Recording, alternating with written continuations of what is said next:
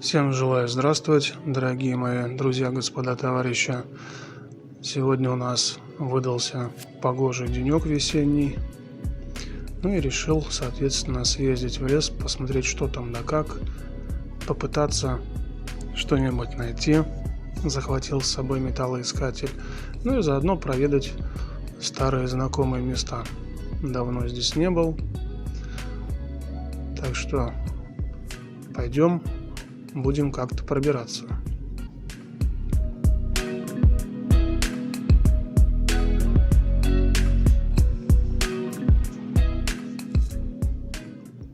Тут сами видите, что происходит.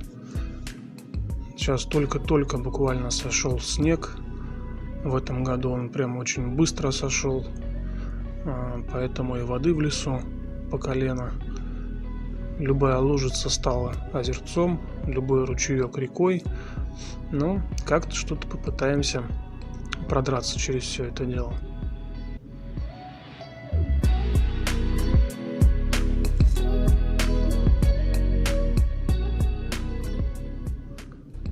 Весна, лес начинает весь сам расцветать, и, соответственно, звери тоже начинают свой гон, ток, у кого как.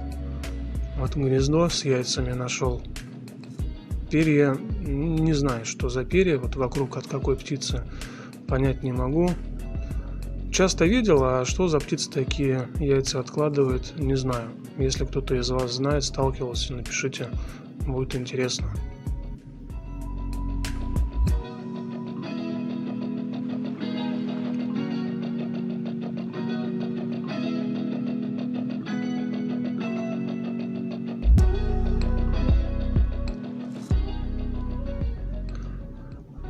Сошли с дороги, нашел, чисто случайно напоролся на блиндаж. Посмотрим, что за блиндаж, чей, что в нем есть. Ну а это, дамы и господа, зайчья капуста. Очень прикольная травка, растет с весны и почти, наверное, до июля. Кисленькая на вкус.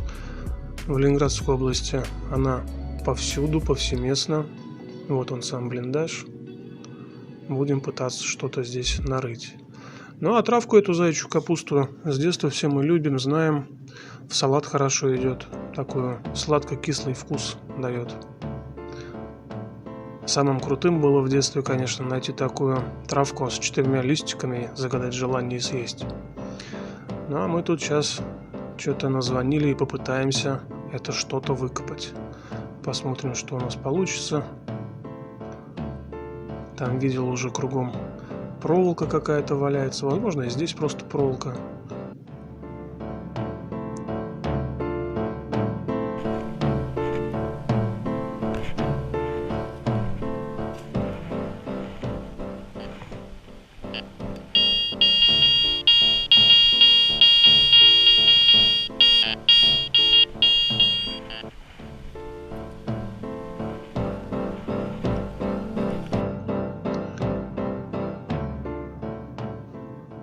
Вот так он действительно будет удобней. Повесил на дерево камеру, то постоянно мешается под рукой.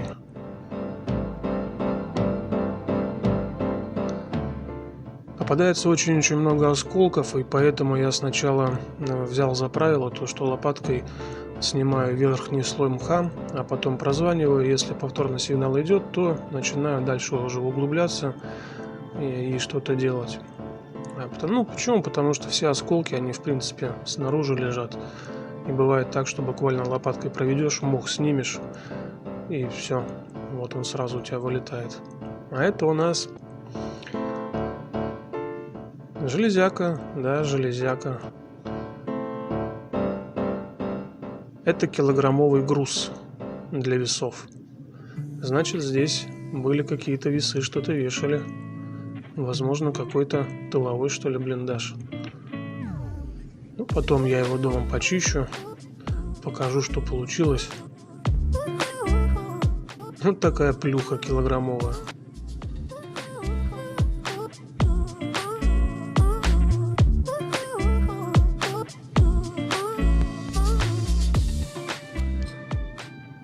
Ладно, едем дальше. Посмотрим, что там еще у нас есть.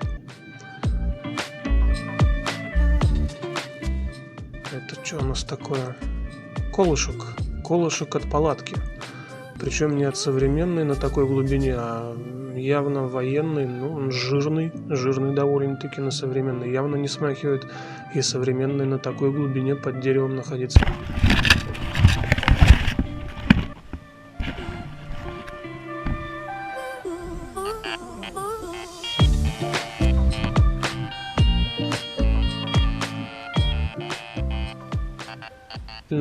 Сейчас будем смотреть, что у нас тут.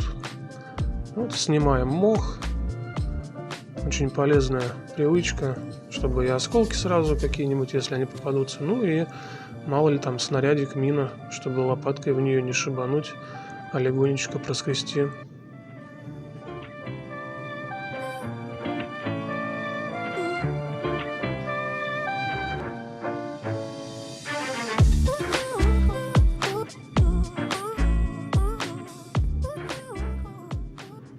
Ну давай, что там такое у нас?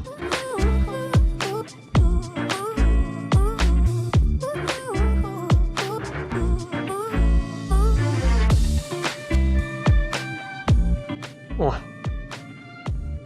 Это у нас консервная банка. От сардинок, от шпрот.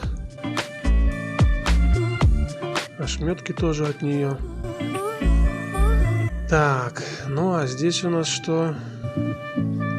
Сигнал хороший. Сейчас будем докапываться.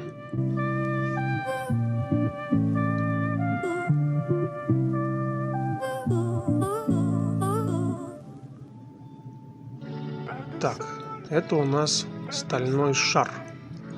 Стальной шар — это шрапнель. Шрапнель из снарядов.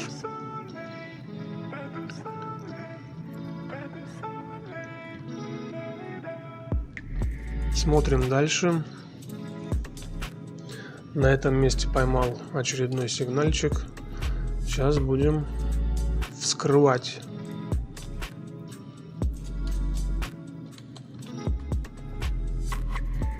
О! Прямо рукой все. Вот его уже видно. Снаряд. Убираем мох прямо рукой. И вот он вам, пожалуйста. На самом верху лежит снаряд. Сразу видно прошедший по стволу нарезы на медном ободке. Только что-то вот головы-то у него не видно. Или это осколок от снаряда. Сейчас посмотрим.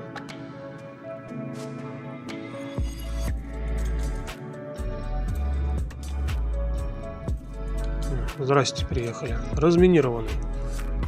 Кто-то здесь уже шарился. Ну, вот эти вот бороздки на медном ободке, то, что он прошел по стволу, а взрывателя-то нету. И причем он выкручен. А вот там, кстати, внутри, ну, камера, может быть, плохо передает, там внутри как раз-таки остатки тола и вот этих вот металлических шариков, шрапнели. Сейчас вот попытаюсь показать. Будет видно, не знаю.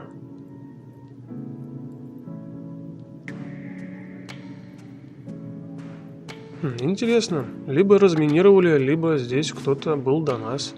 Какие-нибудь пацаны тол выплавляли или еще что-нибудь. Ладно.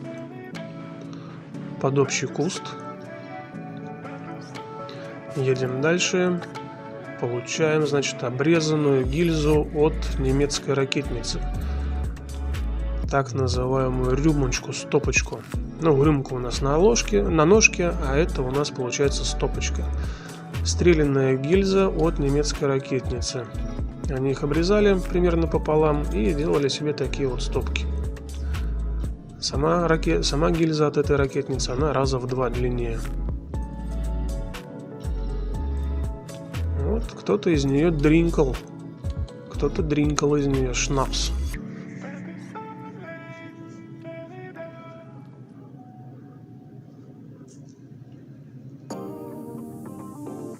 Итак, ребят, немного покопали, пойдем дальше. Давно хотел дойти до этого места. Это деревня бывшая, ну сейчас уже урочище. Значит, во время войны была под немцами. после того, как немцев мы погнали обратно, деревня была вся разрушена, сожжена и после войны так и не восстанавливалась. Вот мы выходим на поле, которое от этой деревни осталось. Деревня, хочу сказать, она в принципе была большая. То есть по размерам поля видно, что была большая. Не два дома, намного больше, может быть, несколько десятков. А сейчас одно большое сплошное поле, заросшее травой посреди леса. Конечно, зрелище удручающее. Ладно, пойдем посмотрим, что там будет. Видно какие-то следы, видимо, кто-то ездил на внедорожниках или квадриках гоняли. Ну, скорее всего, на квадриках, потому что по этой лесной дороге, в принципе, больше ни на чем и не проедешь. Там вон какая-то вышка впереди стоит. Пойдем посмотрим, что за вышка.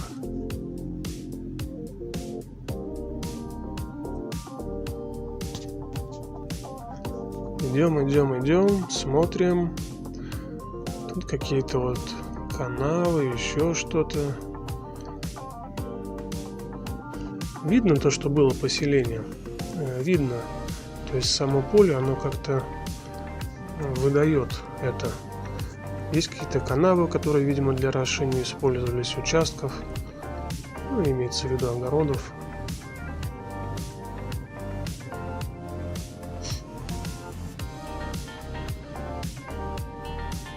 Небольшие холмики, вот поросшие травой. То есть идешь, в принципе, все сливается, но есть небольшие холмики, возвышения, которые поросли травой, причем не такой необычный полевой, а нечто чем-то другим. Ну, другой вид трав. Там, кстати, вот канава, да. Я так понимаю, что оросительная, наверное. А там вон чувак тоже ходит с металлоискателем. Пойдем спросим, что у него да как получается.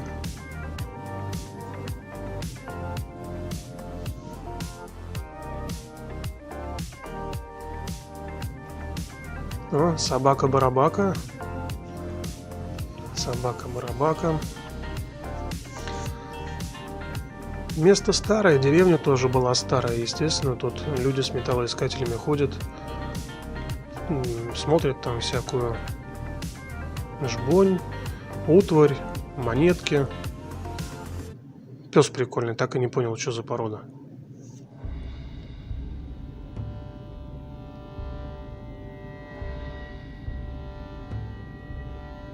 Сейчас постоим, пообщаемся, познакомимся.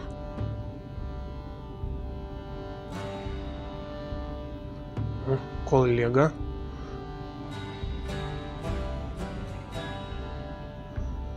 Говорит то, что пару монеток нашел, но советских, ранние советы. Сейчас вот в навигаторе забью точку. Полковник Кудасов же у нас опять нищ. Раскошелился на навигатор. Забил точку для того, чтобы в следующий раз выходить на это место. Вот мать и мачеха. По-научному уж не знаю, как называется. Попозже вставлю. Из таких мы раньше делали мед. С бабушкой ходили, собирали именно вот эти вот желтые головки. Много-много, там прям такие большие пакеты собирали. И потом дома она их перебирала и варила из них мед. Добавляла воду, сахар. Получался цветочный мед такой, самодельный. Ну или варенье, не знаю уж как правильно назвать. Но было очень похоже на мед. Ну вот, собирай не хочу.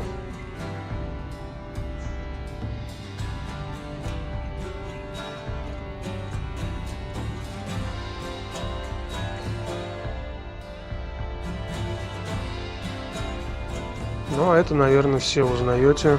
Это первый доктор Айболит с нашего с вами детства, подорожники. Причем я их ни разу не встречал где-нибудь в лесу.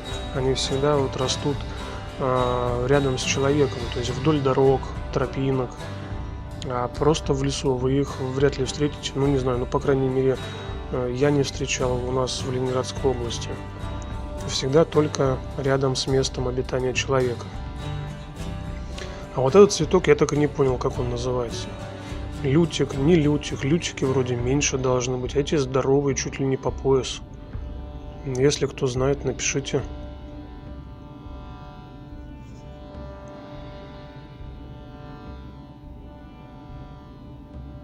Вот такой вот он.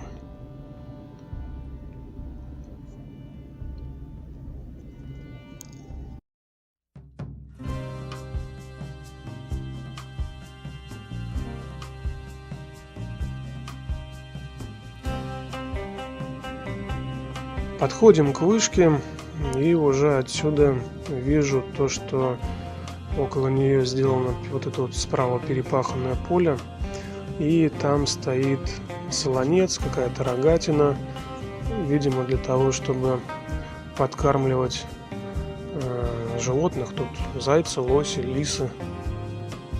А это охотничья вышка.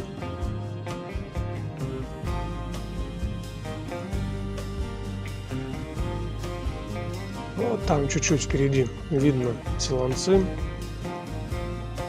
устроены. Это у нас уже вид сверху. Так, будем располагаться. Тут с комфортом, прям кресло как в кинотеатре.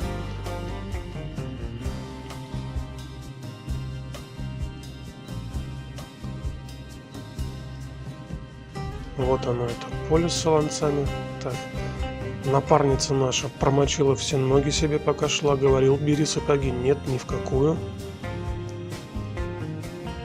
Вот одно. Справа и слева от вышки поля обработаны. Вот такой вот здесь вид.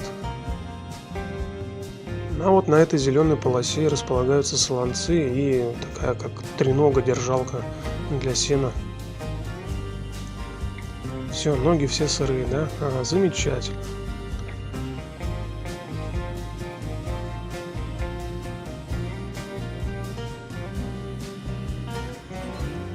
Сидим прикольно, солнце пригревает.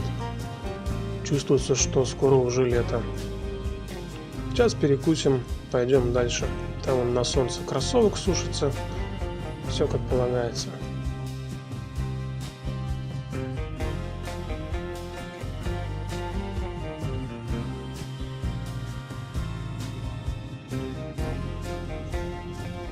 Вот он, солонец, и где-то там еще вот кормушка с сеном. Будем выдвигаться обратно. И смотрите, что я нашел. Лосиный след. Лосиный след. Недавно ходил лось.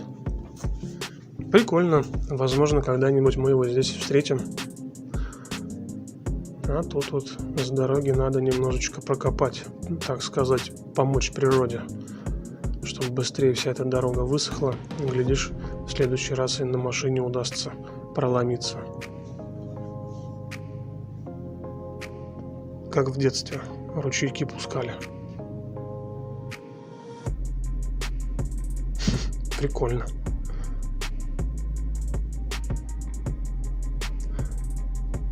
Да. Ладно, будем идти.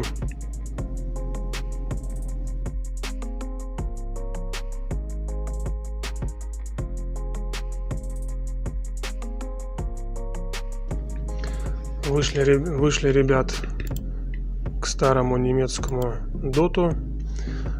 Он стоял как раз на повороте, на повороте дороги, которая ведет в эту деревню. Ну, в принципе, сейчас стоит. Вот, пожалуйста, куча немецких гильз стрелянных. Вот ракетница немецкая. Каски, понятно. Ну, у нас каски, кстати, наши уже. Не знаю почему. Немецкие, видимо, расхватали. Здесь каждый год копари сбрасывают все, что находят. Ну, то, что такое ненужное особо.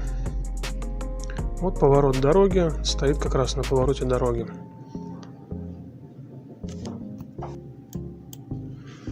Ну, вот так вот все это дело выглядит с другой стороны. Пойдем глянем. Вот, пожалуйста, мина. Как она, 50-ка, по-моему, да? Обычная противопехотная мина. Сейчас глянем, стрелянная, не стрелянная, да? Да, стрелянная, капсуль пробит. Видимо, упала куда-то в болото, в торф, поэтому не взорвалась. Черт с ним, оставим ее. Пускай дальше лежит. Ну, а что, на этом, в принципе, можно заканчивать. Сам поход занял, в принципе, весь день. Это здесь он получился в 15 минут. Ну и поедем потихонечку ближе к дому. Тоже дорога не ближняя.